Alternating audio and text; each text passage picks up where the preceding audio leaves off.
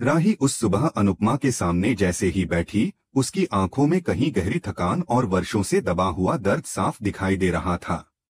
उसने धीमी आवाज में पूछा कि आखिर एक माँ की जिंदगी में चैन क्यों नहीं होता? क्यों हमेशा वही बच्चे ही उसकी कमजोरी भी होते हैं और उसकी तकलीफों का कारण भी? वह मानती है कि अनुपमा को उन गलतियों की कीमत भी चुकानी पड़ती है जो उन्होंने कभी की भी नहीं। राही के अनुसार आजकल सबके दिल में अपने स्वार्थ का बोझ इतना भारी हो गया है कि कोई किसी के बारे में सोच ही नहीं पाता, इसलिए वह चाहती है कि एक बार अनुपमा भी खुद को प्राथमिकता दें। लेकिन अनुपमा उसका सवाल टालते हुए उसे समझाती है कि उसे प्रेम के साथ अपने रिश्ते पर फोकस करना चाहिए और अपनी जिंदगी को दुरुस्त करना चाहिए। राही जब कहती है कि पुराना सब भुलाकर मुंबई लौटने का फैसला करना चाहिए, तब अनुपमा के चेहरे पर बेचैनी साफ झलकने लगती है, जैसे वह किसी निर्णय के बोझ से घिरी हो। उधर घर में पराग गुस्से से प्रेम और राही से पूछता है कि उसे अपनों का ऐसा धोखा कभी सोचा भी नहीं था। प्रेम बताता है कि वह अनुपमा से सिर्फ इसलिए मिलने गया था क्योंकि उसने उनके साथ पहले गलत बोला था और उसे अपनी गलती का एहसास है। लेकिन मोटीबा का गुस्सा कम नहीं होता। वह चिल्लाकर कहती है कि बाहर वालों से माफी मांगना आसान है, पर जो धोखा घर वालों के साथ किया उसका क्या? प्रेम झुककर सभी से माफी मांगता है और यह भी कहता है कि वह गौतम का सारा पैसा जल्द वापस कर देगा। पराग पूछता है कि इतना पैसा एकदम लौटाना कैसे मुमकिन होगा, तो प्रेम बताता है कि रेस्टोरेंट शुरू होते ही वह धीरे धीरे सब चुका देगा। यह सुनकर मोटीबा को डबल झटका लगता है, पहला इसलिए कि प्रेम ने इतनी बड़ी प्लानिंग उनसे छुपाई और दूसरा इसलिए कि राही भी उसके साथ रेस्टोरेंट में काम करेगी। पराग बताता है कि फाइनेंशियल पार्ट गौतम संभालेगा और तभी माही बीच में बोलकर अपना नाम भी जोड़ देती है। पराग उसकी बात मान लेता है, लेकिन मोटीबा भीतर ही भीतर सोचने लगती है कि यह सब जरूर अनुपमा की सलाह पर हुआ होगा। दूसरी ओर मंदिर जाते समय अनुपमा की मुलाकात परी और तोशु से होती है। वे दोनों किसी वकील से मिलकर लौट रहे होते हैं और तभी परी की नजर अचानक राजा पर पड़ती है। राजा सड़क किनारे एक अनजान लड़की से रास्ता पूछते हुए खड़ा होता है, पर परी की नजर में वह एक और धोखा था। वह आक्रोश में राजा को पकड़कर पीटने लगती है और उसे सार्वजनिक रूप से धोखेबाज कह देती है। आसपास खड़े लोग तमाशा देखते हुए वीडियो बनाने लग जाते हैं। लड़की लाख समझाती है कि वह केवल एड्रेस पूछ रही थी, पर परी उसकी बात सुनने को तैयार नहीं।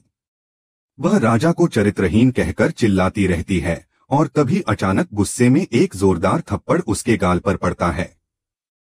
राजा डर और सदमे में लगभग चुप हो जाता है और वहां से गुस्से में निकल जाता है। अनुपमा शर्मिंदा होकर उससे माफी मांगती रह जाती है। घर लौटकर राही बेचैन थी कि पराग को हमेशा गौतम पर ही भरोसा क्यों है। प्रेम उसे समझाता है कि साथ काम करना ही उनके रिश्ते की सबसे बड़ी जीत है और वह वादा करता है कि अब वह कोई गलती नहीं करेगा। राही बार बार सोचती है कि आखिर मोटीबा को उसके काम करने से ही समस्या क्यों है, जबकि घर की दूसरी बहुएं भी तो काम करती हैं। प्रेम उसे शांत करता है और कहता है कि चाहे कुछ भी हो जाए, लेकिन दोनों साथ मिलकर काम करेंगे और वह उसे विश्वास दिलाने के लिए उसे गले लगा लेता है। उधर परी के तमाशे के बाद अनुपमा का गुस्सा चरम पर था। घर पहुंचते ही वह परी पर बरस पड़ती है और कहती है कि पढ़ लिख कर भी वह इतनी गिरी हुई हरकतें कैसे कर सकती है। वह कहती है कि जो शब्द परी ने सड़क पर बोले वह उन सबकी परवरिश को शर्मिंदा करने वाले थे। परी कहती है कि राजा मस्ती कर रहा था, इसलिए उसने वही किया जो उसे ठीक लगा। लेकिन अनुपमा उसे रोकती है और कहती है कि राजा ने कुछ भी गलत नहीं किया, पूरा तमाशा परी ने खड़ा किया है। बाबूजी भी कहते हैं कि लड़के को शायद वह लड़की जानती तक नहीं थी। लेकिन परी का गुस्सा शांत होने का नाम नहीं लेता। वह राजा पर पुराने रिश्तों का हवाला देते हुए आरोप लगाती है कि उसने पहले ईशानी के साथ मजे लिए, फिर उसे छोड़कर परी के पास आया और अब फिर किसी नई लड़की के पास पहुंच गया। तभी वहां मौजूद ईशानी कहती है कि राजा सिर्फ परी से ही प्यार करता है, पर परी उसकी बात सुनने को तैयार नहीं। परी की गुस्से से भरी आंखों में अभी भी आग जल रही थी। ईशानी ने जितना उसे समझाने की कोशिश की उतना ही परी का पारा चढ़ता गया। जब ईशानी ने राजा के बचाव में बस इतना कहा कि वह तो सिर्फ एड्रेस पूछ रही थी, तब परी ने तमतमाकर उसे चुप रहने के लिए कहा।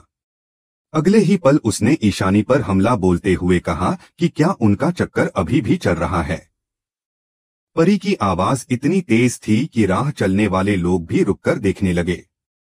ईशानी ने संयम रखते हुए उसे शांत करने की कोशिश की, लेकिन परी पहले से ही नियंत्रण खो चुकी थी।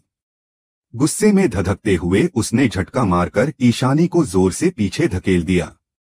सबके चेहरों पर हक्का बक्का होने की झलक साफ दिख रही थी। ईशानी के नीचे गिरते ही पाखी का गुस्सा फट पड़ा और वह दौड़कर परी को उसी तरह धक्का दे देती है। तभी अनुपमा तेज आवाज में पाखी को रोकती है और उसे समझाती है कि इस तरह धक्का देने से बात और बिगड़ जाएगी। लेकिन पाखी का सवाल एकदम सीधा था, परी ने पहले ईशानी को धक्का क्यों दिया। ईशानी उठकर आई और बोली कि अगर परी को गुस्सा है तो आए, मुझे और मार ले। परीक्षा के चेहरे पर क्रोध कम होने का नाम ही नहीं ले रहा था। उसने ईशानी को घूरकर कहा कि तुमने मेरा घर तोड़ा है, मैं तुम्हें कभी माफ नहीं करूंगी। भीड़ और परिवार के बीच तीखी बहस शुरू हो गई। बाबूजी ने कई बार सबको शांत रहने के लिए कहा, मगर किसी ने किसी की नहीं सुनी। पाखी बार बार कह रही थी कि गलती परी की है, जबकि ईशानी तो माफी मांग रही है। तोशु बीच में कूद पड़ा और बोला कि परी की हरकतें अब माफ करने लायक नहीं रहीं। फिर तोशु और पाखी के बीच भी झगड़ा शुरू हो गया। तभी अचानक अनुपमा की आवाज हवा में गूंजी, बस अब कोई एक शब्द भी नहीं बोलेगा। लेकिन परी अभी भी शांत होने को तैयार नहीं थी। वह चिल्लाकर बोली कि मैं राजा का ऐसा हाल करूंगी कि कोठारी परिवार जिंदगी भर याद रखेगा। मैं उन्हें इतनी तकलीफ दूंगी कि सब मेरे पैरों में गिरकर माफी मांगेंगे। यह कहकर वह वहां से निकल गई। उसके जाते ही माहौल एकदम सूना हो गया। ईशानी भी आंसू भरी आंखों से वहां से चली गई। अंश परेशान होकर दूसरी दिशा में निकल गया। अनुपमा वही खड़ी सबको टूटते देखती रह गई। बाबूजी ने बेबस आवाज में कहा कि समझ नहीं आ रहा, किस जन्म के पापों की सजा मिल रही है।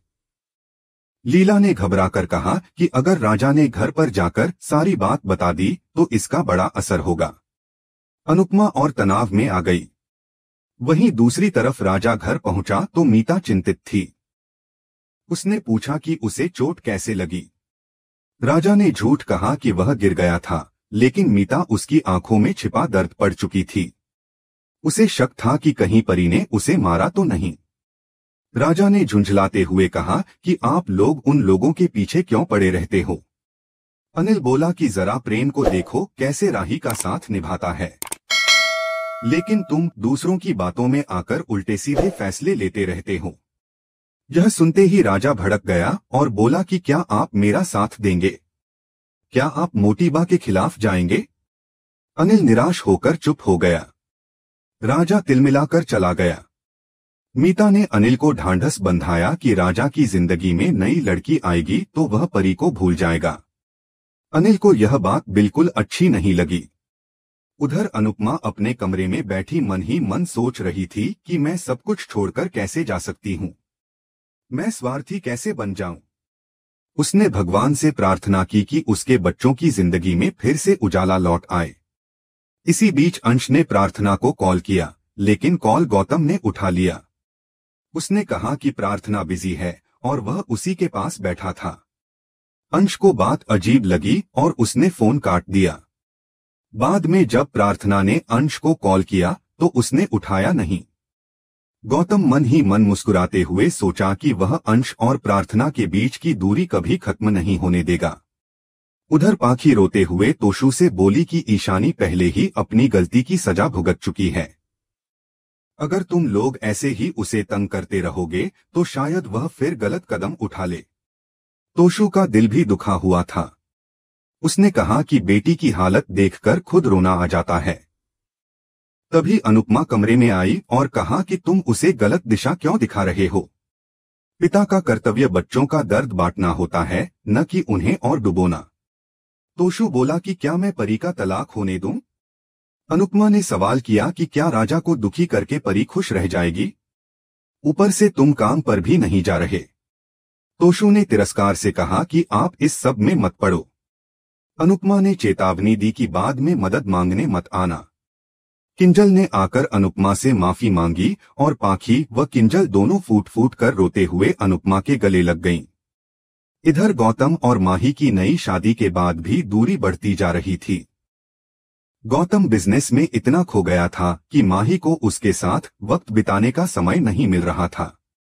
वहीं राही और प्रेम बाहर घूमकर आ रहे थे, जिससे माही को और जलन होने लगी। रात में अनुपमा ने देखा कि परी केक खा रही है। उसने पूछा कि ऐसे कैसे खा रही हो? परी ने कहा कि मेरा मन चाहता है कि राजा की सारी खुशियां खा जाऊं। अनुपमा ने कहा कि इससे तुम्हारी सेहत बिगड़ जाएगी। तुम खुद को काम में लगाओ, दर्द को पकड़े मत रहो। तभी पाखी आई और बताया कि ईशानी गायब है। रात भर खोजने के बाद भी वह कहीं नहीं मिली। सुबह होते ही माही राजा के कान भरने लगी कि परी गुस्से में कुछ भी कर सकती है, यहाँ तक कि उसकी जान भी ले सकती है। राजा ने साफ कहा कि चोट परी की वजह से ही लगी है और माही को यह बात किसी को नहीं बतानी चाहिए। उसी समय अनुपमा, पाखी और अंश घर लौटे। लीला ने घबराकर पूछा कि ईशानी मिली? अंश ने बताया कि कहीं नहीं मिली। पाखी ने कहा कि पुलिस में रिपोर्ट दर्ज करानी चाहिए। एपिसोड के अंत में शाह हाउस का दरवाजा खुला और मीता पुलिस के साथ अंदर आई। मोटीबा राही के बाहर जाकर काम करने का विरोध कर रही थी, जबकि मीता पुलिस से बोली कि राजा की जान को परी से खतरा है।